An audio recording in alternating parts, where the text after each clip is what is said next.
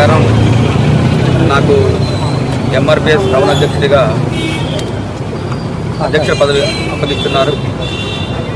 నేను గత 17 సంవత్సరాల నుంచి ఉద్యమంలో ఎక్కువ పాత్ర వహించే ఉన్నాను. ఏ రోజు నేను ఏ పార్టీకి ఎలాంటి అవకతవకలు లేకుండా చేస్తున్నాను.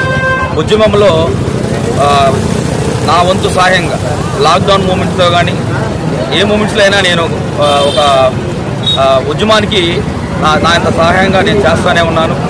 కృష్ణమాదిగన్న ఆధ్వర్యంలో నాకు యాక్టివ్ పర్సన్ అని చెప్పేసి స్టేట్ కమిటీ ద్వారా నాకు ఒక కమిటీ చేసి నాకు టౌన్ అధ్యక్షుడిగా ఇవ్వడం జరిగింది. ఈ అధ్యక్షతన మా అందరినీ ఎంఆర్పిఎస్ యూత్ని మొత్తాన్ని మొబిలైజ్ చేయడం జరిగింది. ఈరోజు టౌన్లో